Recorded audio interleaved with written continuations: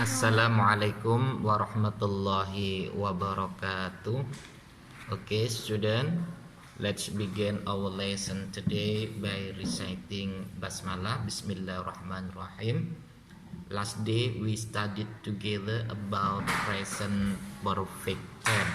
Now, in this chapter, kita bersama untuk membahas ringkasan yang ada pada halaman 93.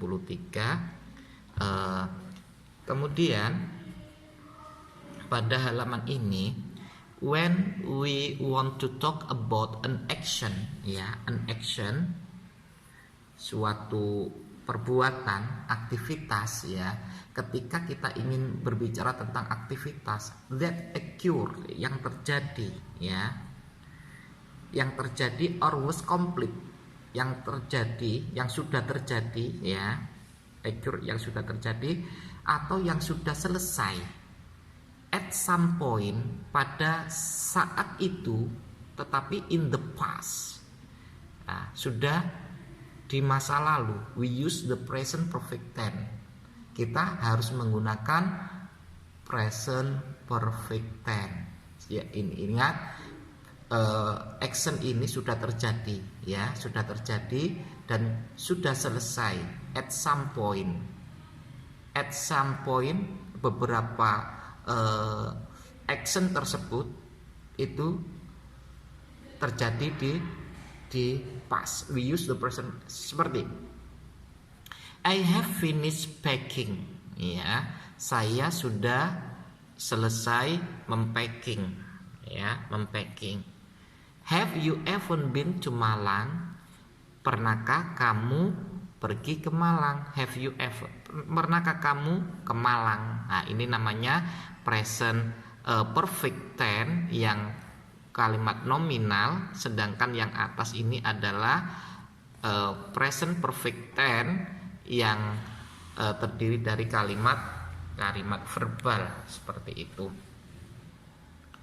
Nah, di sini tidak kalian jumpai verbnya, Jawabannya yes I have, no I haven't. Kalau ini kalian tidak pernah. Kemudian berikutnya, when we want to talk about an action or situation, jika kita ingin membicarakan tentang suatu action, aktivitas atau situasi yang mana dimulai pada masa lalu dan masih berlanjut gitu, kita menggunakan present perfect tense, Jadi yang perlu kalian garis bawahi adalah yang dimulai, yang dimulai, started in the past, berarti sudah lama dilakukan, sudah lampau dan masih ada hubungannya sekarang. We use present perfect tense. Contohnya, I have lived in this city. Lah, saya tinggal di kota ini. Nah, dia itu sudah tinggal gitu, sudah lama tinggalnya. Dan sampai detik ini, sampai detik dia berbicara, itu dia masih tinggal di kota tersebut. For all my life, since I was born, sejak aku dilahirkan. Oke, itu kegunaan yang kedua daripada present tense. Yang pertama untuk menunjukkan aktivitas yang terjadi dan sudah betul-betul selesai, at some point itu barusan, in the past. Yang kedua adalah digunakan still continuous, sudah lampau dan masih berlangsung, Misalnya kalian belajar di Al-Khairiyah sejak tahun 2020, atau 2019 sampai sekarang masih belajar di Al-Khairiyah, itu harus menggunakan present perfect tense. How long have you read the novel? Berapa lama kamu membaca novel ini? Masih ada kaitannya dengan sekarang. I have read it for 2 days since yesterday. Aku membacanya sudah 2 hari sejak kemarin. Itu rangkuman daripada present perfect tense. Saya sudah oke. Berikutnya halaman 94, our values responsibility, ya, nilai daripada tanggung jawab. What is responsibility? Apa itu tanggung jawab? Think of you agree. Tandai yang di bawah ini sesuai dengan yang kamu setujui, sesuai dengan pendapat kamu. Is responsibility is earned is not something that we have had since we were born. Tanggung jawab itu adalah sesuatu yang didapatkan, itu bukan sesuatu yang kita punyai sejak kita dilahirkan. Is earned adalah sesuatu yang sudah kita dapatkan, ya, sudah kita dapatkan. Itu bukan sesuatu yang mana yang kita punya sejak kita lahir. Oke. Tanggung jawab itu dimulai dari sesuatu yang kecil. We need to prove. Kita butuh untuk membuktikan that we can handle smaller stuff. Kita bisa menangani sesuatu yang kecil, lebih kecil, before take more responsibility, sebelum kita mengambil tanggung jawab yang lebih. Making excuse does not help us. Meminta maaf itu tidak membantu kita to be responsible, untuk menjadi pribadi yang tanggung jawab. Unless, paling tidak, the reason is real, alasan itu nyata. We must avoid, kita harus menghindari the impression that we are not responsible, kesan yang mana kita bukanlah pribadi yang tidak bertanggung jawab. Stop blaming, berhenti menyalahkan orang for problem, dari segala masalah. We have pride, kita harus membuatnya. Admit our mistake, akui kesalahanmu. Nah, itu kalian pilih manakah yang sesuai. Di halaman berikutnya adalah 95. Pada bab 7 ini kita akan belajar tentang narrative text, ya. Biasanya narrative text itu once upon time, itu artinya pada zaman dahulu kala, ya. Oke, pada zaman dahulu kala. In this chapter, pada bab ini, you will learn about, kamu akan belajar tentang apa saja? First, folk tales, cerita rakyat, and fairy tale, dan cerita dongeng, and part of narrative text, dan bagian-bagian yang harus ada pada teks naratif. Jadi kita fokus pada kesempatan hari ini itu membahas apa sih teks naratif tersebut. Okay, now please open your book, the next page, on page 98, ya. Here you find some barcode, ya. Barcode that you are ordered to scan it, of course, by your mobile phone. This application you can get it on Play Store, ya. Kalian bisa mendapatkan barcode Erlangga namanya, ya. Di scan ini, kemudian nanti kalian dengarkan bagaimana pronunciation yang benar. Tapi pada kesempatan hari ini tirukan saja apa yang Ustadz Ferdi katakan. Oke, kingdom, beautiful, Mary, presented, poor, when, glued, silk, softly, answer, island, kind-hearted, confused, choose, decided, carved, contest, necklace, decorated, touch, daughter, Phyllis announced voluble present. Cut, come, asked, glued, lift. Ya, ini tentu saja vocabulary atau kosakata untuk cerita yang ada di bawahnya atau di halaman selanjutnya. Oke. Setelah itu, nanti setelah kalian scan, kalian akan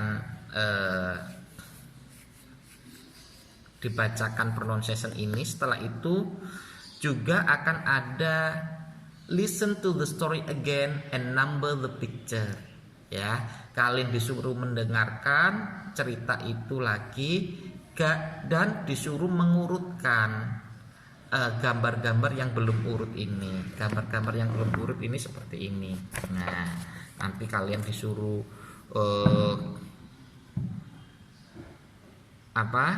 mendengarkan. Nah, setelah itu, setelah kalian mendengarkan dan paham, baru kalian disuruh untuk memberikan mana yang nomor pertama, mana yang nomor kedua, ketiga, dan seterusnya. Oke, kita artikan dulu kosakatanya biar nanti kalian ketika mendengarkan betul-betul paham apa yang disampaikan oleh yang menyampaikan. Kingdom, kerajaan. Beautiful, cantik. Marry, menikahi. Presented, mempersembahkan atau menghadiahi. Poor, kasihan atau miskin. When itu pergi. Glued, melekatkan. Seal, sutra. Softly, dengan lembut. Answer, menjawab. Island, artinya pulau. Kind hearted, baik hati. Confused, pusing, ya. Choose, memilih. Decided, artinya memutuskan. Carve, itu artinya mengukir. Contest, artinya perlombaan. Necklace, artinya kalung. Decorated, artinya menghiasi. Touch, artinya menyentuh. Daughter, anak perempuan. Palace, istana. Announce, mengumumkan. Valuable, artinya bernilai. Present, hadiah. Cut, artinya memotong. Come, artinya sisir. Ask, bertanya, meminta. Clothes, artinya baju. Live, artinya tinggal. Baik, anak-anak, kita lanjutkan on page 99, ya, halaman 99. Read and rearrange the part of the story. Jadi di sini kalian diminta untuk membaca, kemudian setelah membaca disuruh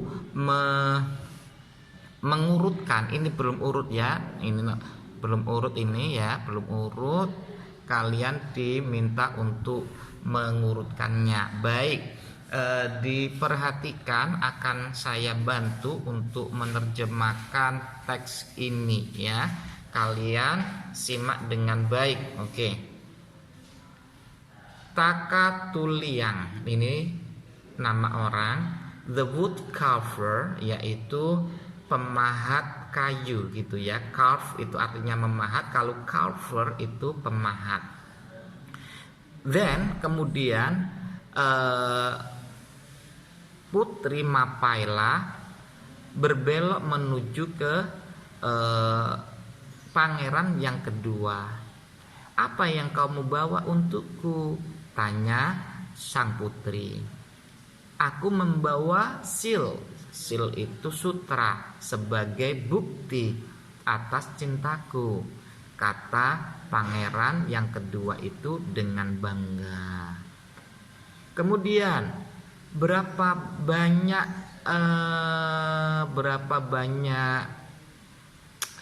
piece itu, berapa biji gitu ya, berapa buah daripada sutra, like this do you have, berapa sutra seperti ini yang kamu punya? Tanya sang putri. Oh, lot my dear, banyak sekali sayangku gitu ya, kata pangeran itu. Once upon a time, pada suatu hari, there lived King Simbau and his beautiful daughter. Di sana tinggallah atau ada Raja Simbau yang hidup bersama putri cantiknya yang bernama Putri Sanghyang Mapaile. In kingdom, di sebuah kerajaan itu, on the island of Simbau, di kepulauan Simbau, di pulau Simbau, in the Sulawesi Sea, nah, di Sulawesi. The king very wise and kind. Raja itu sangat bijaksana dan baik hati. The princess was not only beautiful but also kind-hearted. Putrinya gitu ya, tidak hanya cantik tetapi juga dia baik hati. She often went out of the palace to meet her people. Dia sering pergi keluar, kalau bahasa sekarang itu belusukan ya, to the palace, went out, keluar dari istana untuk menemui rakyatnya. In small village, di desa kecil itu ada there lived Takatuliang, ada yang bernama Takatuliang. Di sana tinggallah Takatuliang. Dia adalah a poor young wood carver. Dia itu adalah pemuda yang miskin, pemuda pemahat kayu yang miskin. He heard about the contest and decided to try. Dia mendengar tentang kontes perlombaan itu, kalau sayembara ya, kalau bahasa dulu namanya sayembara, dan memutuskan untuk mencoba. He was so poor that he had nothing to present. Dia sangatlah miskin ya. Untuk itulah dia tidak mempunyai sesuatu apapun untuk dihadiahkan ya.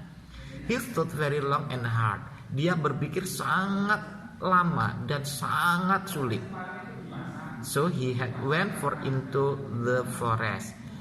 Jadi dia pergi jauh ke dalam forest, hutan. There he chose ya, ini memakai kata kerja kedua, chose ya, karena ini narrative text. Dia di sana dia menunjuk the best tree ya, pohon yang paling baik, dan mengukirnya and carved it into a doll, menjadi sebuah boneka. Next he took an old piece of clothes. Kemudian dia mengambil sebuah kain tua ya, and sewed it, dan menjahitnya into dress for the doll. Menjahitnya kemudian dibuat pakaian untuk boneka itu. After that he cut his own hair. Setelah itu dia memotong rambutnya sendiri, and glued it, dan menempelkannya ya, menempel it kembali ke hair, to the doll's head, ke kepala boneka tersebut. Kemudian Prince Sanghyang Mapel was very touched to her Takatuliang story. Putri Sanghyang Mapela sangat tersentuh mendengar cerita Takatuliang. Dia memutuskan untuk menikahi Takatuliang karena dia sudah memberikan segala sesuatu yang dia punya. Bersama-sama Takatuliang dan si putri tersebut hidup dengan bahagia setelahnya. Dikarenakan kecantikannya dan keramahannya, kindness, banyak pangeran dan orang kaya ingin menikahi putri raja itu. Ini yang membuat raja sangat pusing gitu ya, sangat bingung. Dia ingin menunjuk suami yang terbaik untuk putrinya itu. Dia kemudian mengumumkan sebuah sayembara. Siapapun yang bisa menghadiahkan si putri itu dengan hadiah yang sangat berharga akan bisa menikahinya. Finally, akhirnya it was Takalang turn. Ini adalah giliran. Turn itu giliran ya. Giliran Takatuling. Takatuling bowed his head. Takatuling membungkukkan atau menundukkan kepalanya. I bring only doll. Aku hanya membawa sebuah boneka, kata Takatuliang dengan lembut. Berapa banyak boneka seperti ini yang kamu punya? Tanya putri itu lagi. Hanya satu. Aku memahatnya sendiri dan menghiasinya dengan rambutku sendiri juga. And my father old clothes, dan menghiasinya dengan baju lama ayahku. Dia meninggal, and this is only thing, dan ini hanyalah satu-satunya yang dia tinggalkan kepadaku, jawab Takatulia. Oke, ini sudah saya terjemahkan. Saya harapkan seluruh anak-anak Talamid untuk bisa mengurutkannya. Cukup kalian kasih nomor di samping ini ya, di samping ini mana nomor 1, mana nomor 2, nomor 3. Setelah itu nanti kalian fotokan tugas ini ke WA saya seperti itu. Okay student, that's all our lesson this opportunity. Let's end our lesson by saying hamdalah. Alhamdulillahirabbil alamin. Subhanakallah bihamdika asyhadu an la ilaha illa anta astaghfiruka wa atubu ilaik. Thank you. Wassalamualaikum warahmatullahi wabarakatuh.